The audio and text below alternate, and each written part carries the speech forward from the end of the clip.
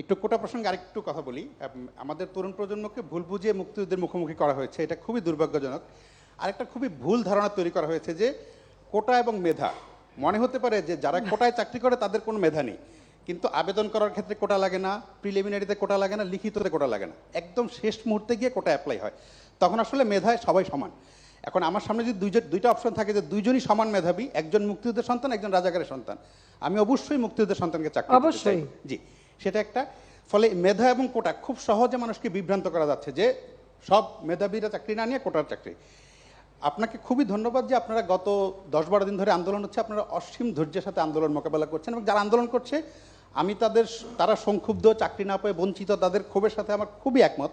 তাদেরকে পিছনে কি অন্য কেউ ইন্ধন জুগিয়ে ভুল বুঝিয়ে বিভ্রান্ত করে মুক্তিযুদ্ধের মুখোমুখি করার জন্য করছে কিনা, আপনার কাছে আবেদন থাকবে যে আপনারা যেই ধৈর্য দেখিয়ে যাচ্ছেন সেটা দেখিয়ে তাদের সাথে যদি কোনোভাবে তাদেরকে বুঝিয়ে শুনিয়ে, আগামী 7ই আগস্ট পর্যন্ত কিছু করার নেই, কারণ সেদিন আপিল বিভাগে শুনানি হবে, তারপর আপিল বিভাগের রায়ের পরে হয়তো নির্বাহী বিভাগ কী করবে না করবে, ততদিন অন্তত তারা যাতে বুঝতে পারে, সেটা আপনি যদি অনেক সংবেদনশীলতার সাথে যদি বিষয়টা বিবেচনা করেন তাহলে ভালো হয়। আপনাকে অনেক ধন্যবাদ। জি, এটা ঠিকই যে আসলে মেধা কার কত সেটা পরীক্ষা প্রিলিমিনারিতে হয়, তারপর পরীক্ষা হয়, রেজাল্ট হয়, ভাইবা হয়, সেই সময় যেটা বাস্তব, তো যদি মুক্তিযোদ্ধা সন্তান হয় তো সেই পাবে। আর সবসময় যে সব কোটা পূর্ণ হয় তাও তো না, যেটা বাকি থাকে সেখানে তো ওই তালিকার থেকেই দেওয়া হয়। এর মধ্যে অনেক চাকরি কিন্তু ওই তালিকা থেকে দেওয়া হচ্ছে এটা, এবং সেটাও একটা নির্দেশ আমি দিয়েছিলাম।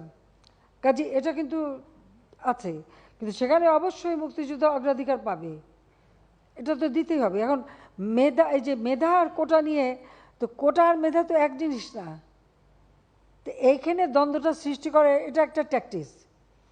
তার মানে কি মুক্তিযোদ্ধার সন্তান নাতিপুতিরা কেউ মেধাবী না, যত রাজাকারের বাচ্চারা নাতিপুতি হলো মেধাবী, তাই না? কিন্তু এটা ভুলে গেলে চলবে না যে যাদেরকে মেধাবী না বলছে তাদের হাতে কিন্তু ওরা পরাজিত।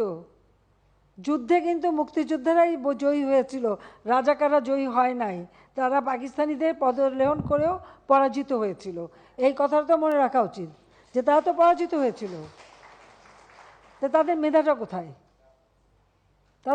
কোথায়, সেটা আমার প্রশ্ন।